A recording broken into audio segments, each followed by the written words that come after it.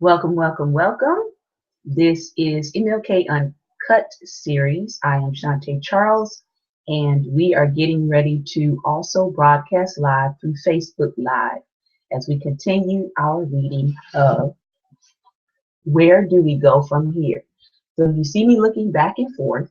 I'll primarily be looking at my Facebook Live, but if you see me looking back and forth, that is what I'm doing. I'm broadcasting live through two avenues.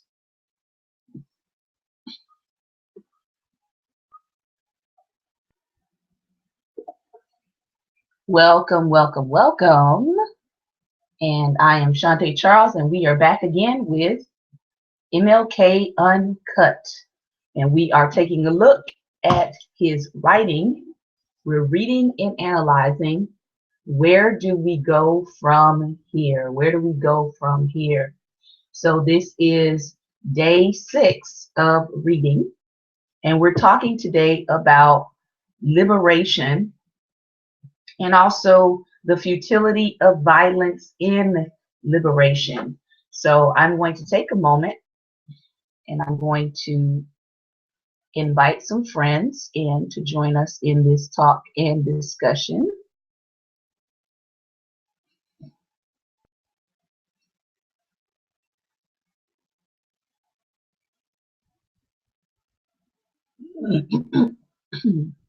And it's okay if you aren't able to join live. The invitation is simply for you to go back and view at your leisure. For those who can come in live, we do appreciate it. And we thank you for sharing this video with your followers.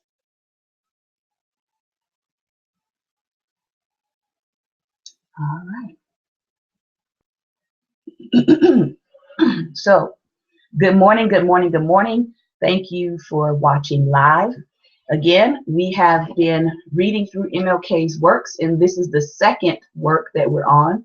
Where do we go from here? If you'd like to check out any of the previous teachings, all you have to do is follow the hashtag or type in the hashtag why we can't wait, and it will pull up the previous Facebook Live videos, or you can type in chaos or community with the hashtag, and it will pull up our previous days of going through this book. So let's get started. Heavenly Father, thank you for your goodness. Thank you for your grace. Thank you, God, for allowing us another day to live, to see, to have mercy, to have grace poured out upon us. Lord, as we take a look into this book, into this analysis, God, I pray that we will find wisdom and grace for our generation, instructions for our generation. In Jesus' name, amen. So, one of the things that I find very interesting, especially in this past week, with all of the new unjustified shootings happening in our country, and all of the new unrest being stirred up by several cases of unarmed men, and also by several shootings of police officers where the men have been taken into custody, some of the very same questions that people are asking today about what can we do, MLK is addressing in this book. This is why I find it to be very important for us to go back, for us to look at the writings of MLK, look at the blueprints that he was laying down, look at the problems that he was addressing in his generation, because believe it or not, we are facing some of those same kinds of problems, literally down to even the expressions of what he's saying can be heard still today. And so this is why I'm encouraging people to get a copy of this book, get your hands on this book, read it for yourself, right? I am reading, for the majority of this book, I am reading most of the book. I may be skipping one or two paragraphs that go into specific detail, but he does lay down, hello, welcome, Thomas. He does lay down solutions, you know, and because his life was cut short, I really don't think that people were paying attention to the solutions that he was laying down to the questions that even our generation has today. So that's why I encourage people to go back Read what MLK was saying. Read how he was addressing the complexities of the issues of his day, which are still plaguing us today, right? So the title of the book again is Where Do We Go From Here? Chaos or Community?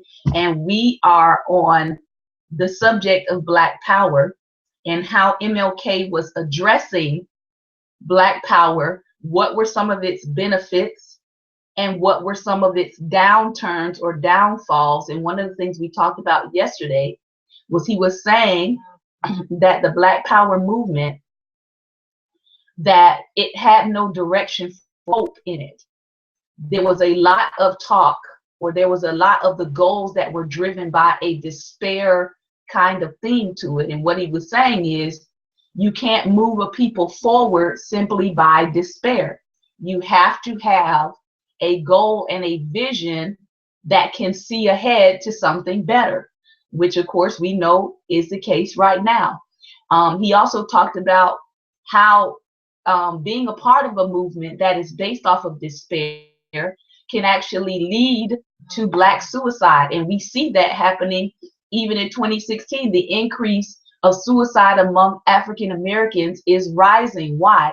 Because we are in a time where not much hope is being offered. Lots of despair is being put out into the atmosphere. Lots of rhetoric about, will we ever accomplish our goals as a people group? I'm not talking about the 10%. I'm not talking about the elite. I'm not talking about, the upper echelon or the bourgeois Black class that may have their stuff together, but 90% of Black America is drowning in poverty, though that's who he was talking about here. So I think it's very important that we go back to a blueprint, because believe me, many of the things that Black Americans are talking about right now, he is addressing in this book with solutions. So that's why I'm taking the time to do these read alouds, to get people kind of caught up on what was MLK saying. This is his last book that was written before he was assassinated. And I feel like he's pouring his heart into this book. He's pouring what he sees as help for Black America, the future of Black America. He's talking about everything from economy to politics to Black voting blocks and how you can do that and how we can be successful in terms of getting things moving in the political arena. So this is, to me, a very important work that, especially if you are a leader, you're someone who's dealing in activism, someone who wants to understand where do we go from here, as the title says, I would suggest that you get this book. Today he is talking about the futility of violence in liberation. So we're going to pick up here and continue our reading for today. Not a whole lot that we're going to cover today, but he does say a lot in this particular section. Probably the most destructive feature of Black Power is its unconscious and often conscious call for retaliatory violence. Many well-meaning persons within the movement rationalize that Black Power does not really mean Black violence, that those who shout the slogan don't really mean it that way, that the violent connotations are solely the distortions of a vicious press. That the press has fueled the fire is true, but as one who has worked and talked intimately with devotees of Black Power, I must admit that the slogan is mainly used by persons who have lost faith in the method and philosophy of nonviolence. I must make it clear that no guilt by association is intended. Both Floyd McKissick and Stokely Carmichael have declared themselves opponents of aggressive violence. This clarification is welcome and useful, despite the persistence of some of their followers in examining the uses of violence. And of course, we see this today, even with the Black Lives Matter movement, right?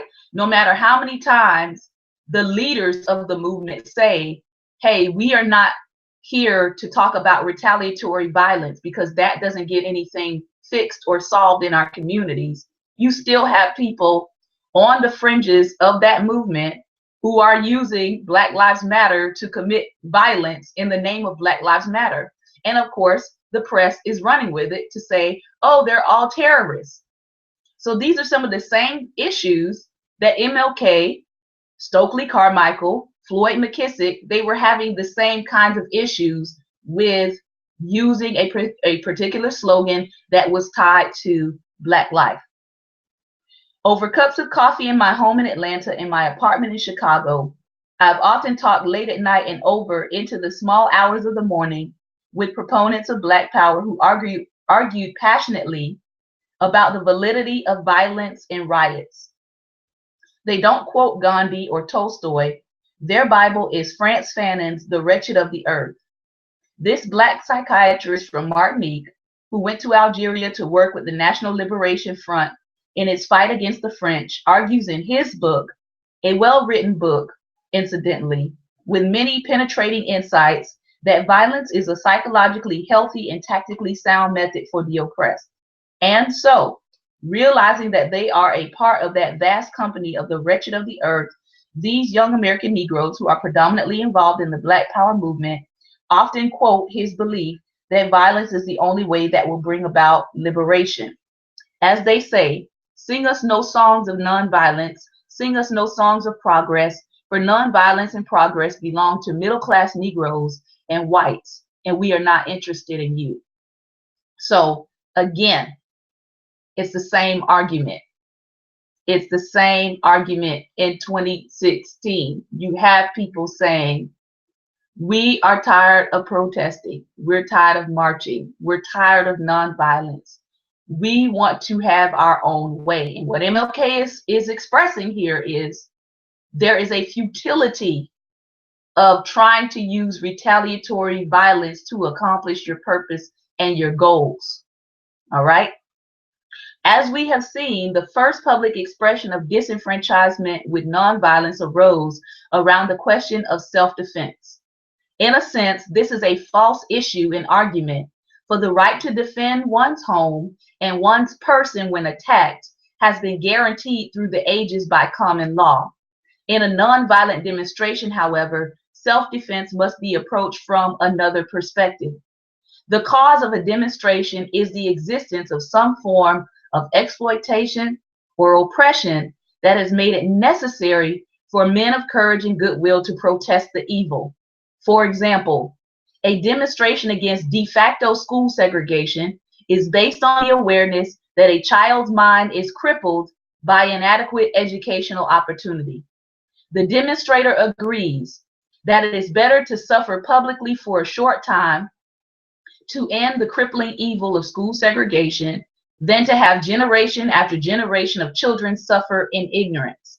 And in our day and age, it would be demonstrating against the unjust and unsafe conditions of public schools in urban communities, right?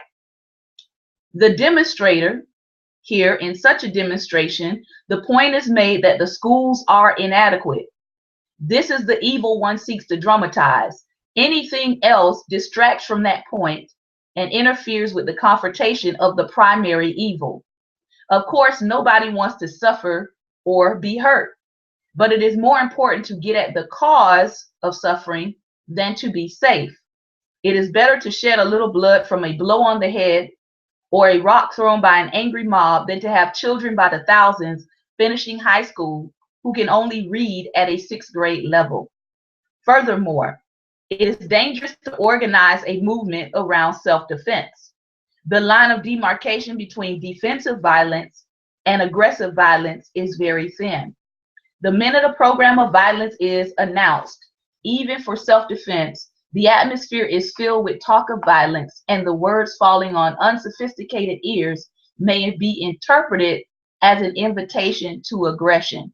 So even in what he's saying in terms of protesting, he's saying the moment you add violence to a protest, there's going to be some knucklehead that decides to take it upon themselves to act aggressively as opposed to only using violence in self-defense.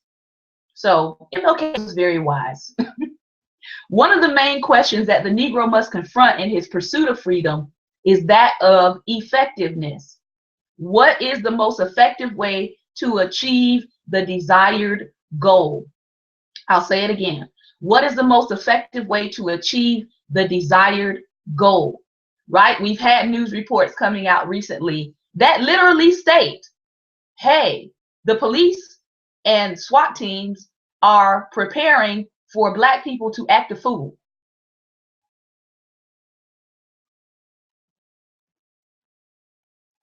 And we're going to release tapes. Again, I see it as, many people see it as psychological warfare, because they don't release these kinds of tapes when it involves the police and other people groups in this country. They like to release tapes of people of color being treated inhumanely and shot down like animals in the street. That is psychological warfare. So in essence, they're saying, hey, we know that we're about to release some psychological warfare on the news, because most of y'all are going to watch it. And we're also letting you know that we're going to be prepared to use force against you should you desire to go into this aggressive violence of tearing up stuff, of, committing acts of violence against other people. We're prepared for it. So again, what is your desired goal? What is your desired goal? And as I warned people before, because God warned me, he told me that if people go out and they commit acts of violence, it only sets them up, number one, to be marginalized in their cause. Number two, for people to say they don't deserve justice because they're tearing stuff up. And number three, it gives them an opportunity to destroy you with reason. So using methods of violence does not help your bottom line, and it does not help your goal. I find it very interesting that the FBI just released footage of exactly what God told me they were doing, which was they released the footage of their quote unquote spy planes. This was in Baltimore. You could probably look it up. They released footage showing that they had spy planes viewing and hovering over the entire protest happening in Baltimore. Now they said that they don't observe quote unquote peaceful protests, but that's exactly what they were doing. Exactly. So again, the question is, what is the most effective way to achieve the desired goal? The goal is not for people to be looking at Black America on television and thinking, oh, they're just thugs, they're animals, they're out of control, they don't deserve justice. That's not the goal. The goal is to actually get justice, and you can't get it in the way that these young men, even in Martin Luther King's time, were trying to get it. All right, I'm going to keep reading. If a method is not effective, no matter how much steam it releases, it is an expression of weakness, not of strength. Now, the plain, inexorable fact is that any attempt of the American Negro to overthrow his oppressor with violence will not work. Will not work. We do not need President Johnson to tell us this by reminding Negro rioters that they are outnumbered 10-1. So they will remind you, you can try it. You could try to overthrow the #1 military in the world, but it would be futile. Okay? The courageous efforts of our own insurrectionist brothers, such as Denmark Vesey and Nat Turner, should be eternal reminders to us that violent rebellion is doomed from the start. In violent warfare, one must be prepared to face the fact that there will be casualties by the thousands. Anyone leading a violent rebellion must be willing to make an honest assessment regarding the possible casualties to a minority population confronting a well-armed, wealthy majority with a fanatical right wing that would delight in exterminating thousands of Black men, women, and children. Now, this is 2016, but his words are speaking to us right now. He's telling you there is a fanatical right wing militia who would delight in exterminating thousands of Black men, women, and children in the name of defending the country. Just had a gentleman who's been arrested. This happened maybe a day or two ago. What does he do? He calls 911 and says, there's Black hoodlums outside of my house. I'm neighborhood watch. I'm locked and loaded. I'm going to secure my neighborhood. They showed a weapon, so I'm going to go handle business myself. Clearly, he never confronted these people because the evidence shows that he stood in his own garage and shot through a window and killed someone. All in the name of, I'm protecting my home. No, he's actually not saying that. Martin Luther King specifically says a fanatical right wing that would delight in exterminating thousands of Black men, women, and children. He's actually talking about, and earlier in his writing, he alludes to the white nationalists. And the reality is, white nationalists are both, some of them are Democrat and some of them are Republican. So I don't see that as a party thing. But what I do see is, I see this happening right now in this country. That people are now taking it upon themselves to do vigilante justice. We are back at a time in our history where people think it's okay to take justice or matters into their own hands, citing law to do it. Someone shooting at somebody out of their garage, busting their glass to shoot at somebody that's standing in the street, and calling 911 and saying, hey, I'm about to basically go shoot someone. You guys better get here as soon as possible because I'm neighborhood watch. Turns out he is not a part of neighborhood watch. He's a part of a homeowners association. Interesting that he doesn't know the difference between the two. The homeowners association released a statement and said, we do not give anyone police powers. So again, this person calls 911, puts it on record that he's supposedly neighborhood watch. He has quote unquote Black people outside of his house who were at a party, and he's locked and loaded and he's going to secure his neighborhood. So now he's shooting at Black people because they're standing outside, not in his yard, not at his home, not coming towards his home. They're standing outside, and he shoots someone from his garage and kills them. Thankfully, he has been taken into custody and charged with murder, as he should be. So again, MLK is warning us that there is a fringe group of people in this country that would be happy to exterminate you. Yes, exactly. There is a fringe group of people in this country that would be willing to exterminate you, and all they need is a reason. All they need is a reason to say you were violent, you were harmful, and you were trying to come against the rights of freedom. So what MLK is doing here, he is warning Black America that violence is not the answer. That's what he's doing. Let's keep reading.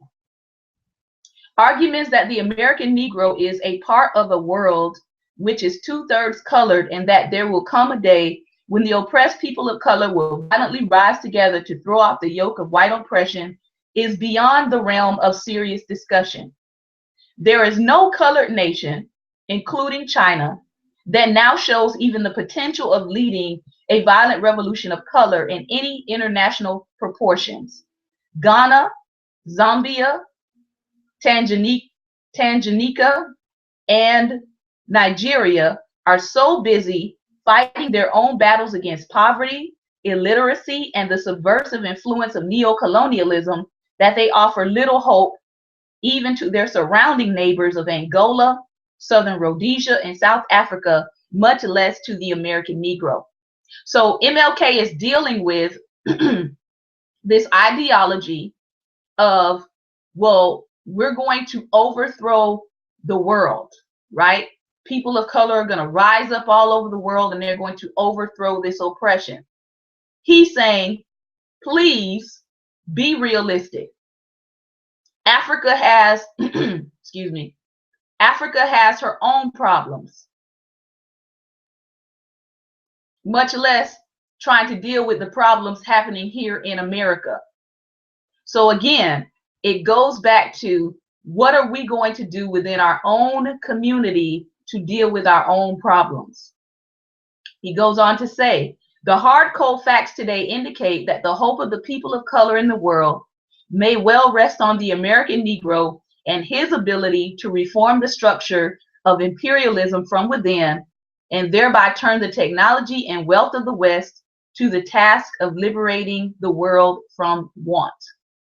The futility of violence in the struggle for racial justice or economic justice has been tragically etched into all the recent Negro riots. There is something painfully sad about a riot.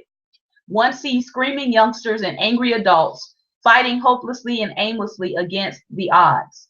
Deep down within them, you perceive a desire for self-destruction, a suicidal longing. Occasionally, Blacks contend that the 1965 Watts riots and other riots in various cities represented effective civil rights action. But those who express this view always end up with stumbling words when asked what concrete gains have been won as a result. At best, the riots have produced a little additional anti-poverty money allotted by frightened government officials and a few water sprinklers to cool the children of the ghettos. It is something like improving the food in a prison while the people remain securely incarcerated behind bars.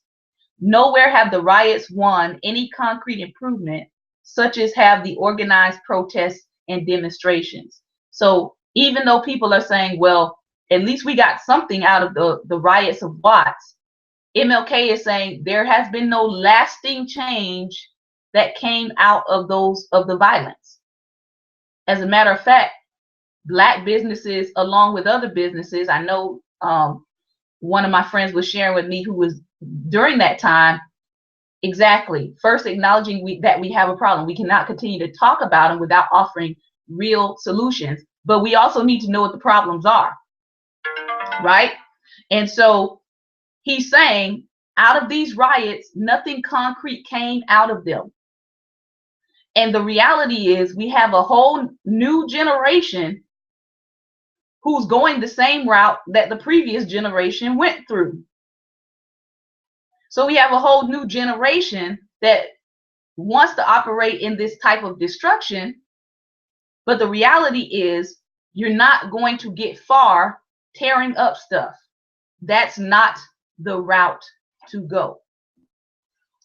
It is not overlooking the limitations of nonviolence and the distance we have yet to go to point out the remarkable record of achievements that have already come through nonviolent action. The 1960 sit-ins desegregated lunch counters in more than 150 cities within a year.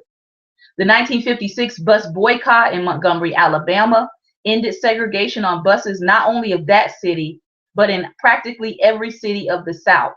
The 1963 Birmingham movement and the Climatic March on Washington won passage of the most powerful civil rights law in a century. The 1965 Selma movement brought enactment of the voting rights law. Our nonviolent marches in Chicago last summer brought about a housing agreement, which if implemented will be the strongest step toward open housing taken in any city in the nation. Most significant is the fact that this progress occurred with minimum human sacrifice and loss of life. Fewer people have been killed in 10 years of the nonviolent demonstrations across the South than were killed in one night of rioting in Watts. So the point is, exactly, we will repeat the same mistakes of the previous generations if we don't know the truth of the past. And the reality is, there are a lot of people talking about protests, and they haven't studied the truth of the past. What worked and what did not work? What was futile and what actually got things done? As MLK said here, because at this point, they had been marching and protesting for 12 years. So he had experience. He had been on the ground.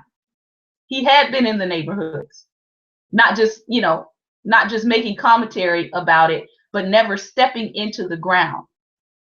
And I can tell you from my own life, having lived in the ghetto, having lived through the war on drugs that many of my peers did not live through, because they either died from shootouts, or they died from drug dealing interactions that went bad. Having lived through those conditions, there are certain things that I can say about the conditions because I was in them and on the ground in them. Unfortunately, many people don't spend a whole lot of time talking to people who live through it. They spend a lot of time talking at people, and there's a difference. If you have not lived through a drug war, if you have not lived through Chicago, if you have not lived through bad water conditions, if you have not lived through water poisoning and lead poisoning, right? It's kind of hard to understand where people's anger is coming from. So this is why we should stop talking at each other and start talking with each other. All right? So, as he says here, fewer people had been killed in 10 years of nonviolent demonstrations than were killed in one night of rioting in Watts. So the goal was not to see how many Black people could die in a movement. That's not the goal. The goal was to accomplish laws and legislations that would provide equality and justice. That was the goal, not to see how many Black people you could sacrifice on a street for a cause. Exactly. It is time to look for solution-driven outcomes. But even as the reports came out, 2 reports came out yesterday, I believe. One report had to do with the fact that it wasn't just a couple of bad apples in Baltimore, right? The report showed that there was systemic issues in Baltimore, which I happen to live near now. There's systemic issues in Baltimore about the police. So there's got to be some change in the entire system. And you can't get around that once you have a report that's telling you that this is going on, that civil rights were indeed violated, that yes, what Black people in that area had been complaining about for years was actually going on. As someone said, it took them 18 months to come to the same conclusion that Blacks in that area had been telling them about for years. The other report that came out was on the wealth gap and the wealth disparity, that even if the white community stopped growing today, that it would take 228 years for us to catch up financially to where they are today. So that's a part of, you have to look at the problem, and then as a country, we have to be willing to provide viable solutions to the problem. Realistic, viable solutions. Okay. I'm going to continue reading because we're almost done with the read aloud for today. When one tries to pin down advocates of violence as to what acts would be effective, the answers are blatantly illogical. Sometimes they talk of overthrowing racist state and local governments. They fail to see that no internal revolution has ever succeeded in overthrowing a government by violence unless the government had already lost the allegiance and effective control of its armed forces. Anyone in his right mind knows that this will not happen in the United States. In a violent racial situation, the power structure has the local police, the state troopers, the National Guard, and finally the army to call on, all of which are predominantly white. So MLK, what he's doing here is he's painting the picture of the futility of trying to operate in violence, of trying to operate in a way that you're talking about, oh, we're going to overthrow the government. For a person who was known as a dreamer, MLK was very realistic. He was very practical about what worked and what didn't work in the fulfillment of a dream. Furthermore, if any violent revolutions have been successful, unless the violent minority had the sympathy and support of the non-resisting majority. For example, Castro may have had only a few Cubans actually fighting with him, but he would have never have overthrown the Batista regime unless he had the sympathy of the vast majority of the Cuban people. It is perfectly clear that a violent revolution on the part of American blacks would find no sympathy and support from the white population and very little from the majority of the Negroes themselves. This is no time for romantic illusions and empty philosophical debates about freedom. This is a time for action. What is needed is a strategy for change, a tactical program that will bring the Negro into the mainstream of American life as quickly as possible. So far, this has only been offered by the nonviolent movement. Without recognizing this, we will end up with solutions that don't solve, answers that don't answer, and explanations that don't explain.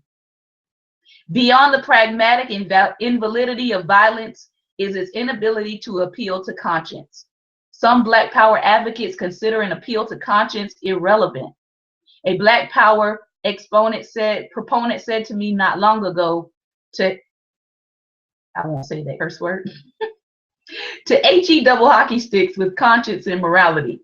We want power, but power and morality must go together, implementing, fulfilling, and ennobling each other. In the quest for power, I cannot bypass the concern for morality. I refuse to be driven to a Machiavellian cynicism with respect to power. Power at its best is the right use of strength. The words of Alfred the Great are still true. Power is never good unless he who has it is good. Nonviolence is power, but is the right and good use of power. So this is our reading today. Again, I recommend that you get this book.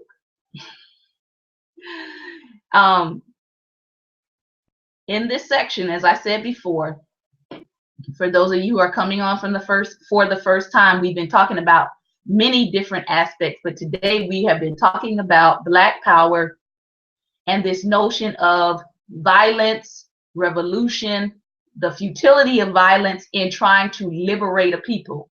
And MLK is spelling it out here. He's letting you know that the goal is not destruction of life. The goal is not sacrificing Black people in a futile effort for equal rights and opportunity. Now you have Black Power groups right now. Correct.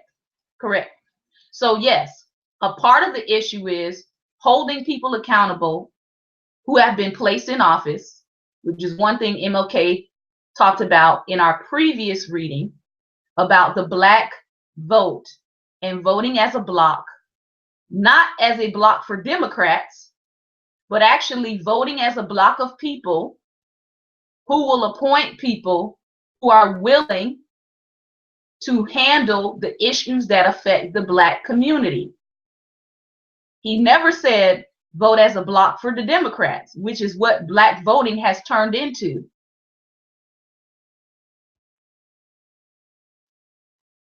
That is what it has turned into.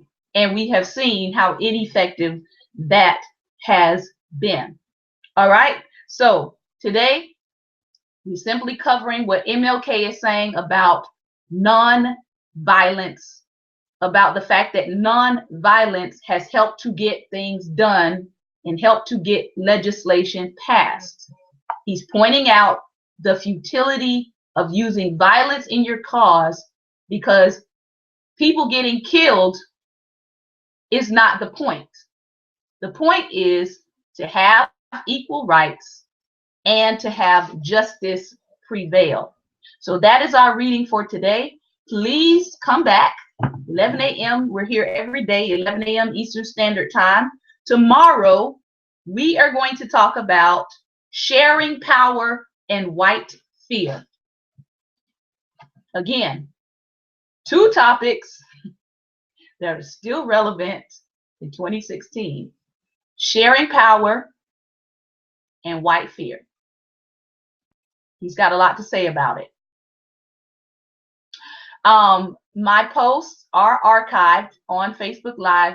All you have to do is follow the hashtags Why We Can't Wait for the first series that we did, and Chaos or Community. You can follow that hashtag to go back to our previous teachings.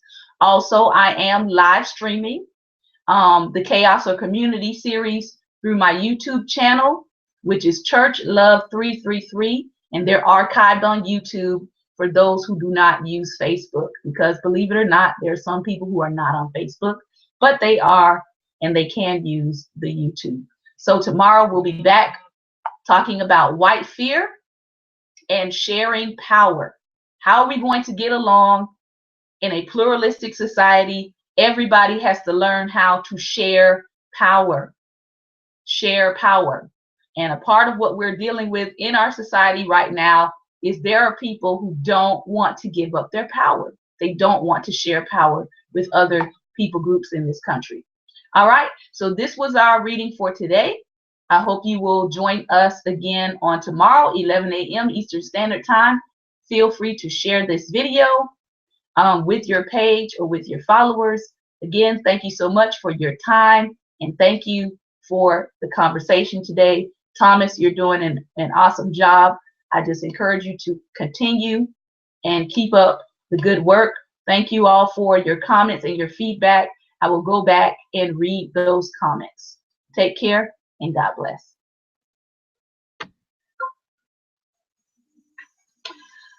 All right.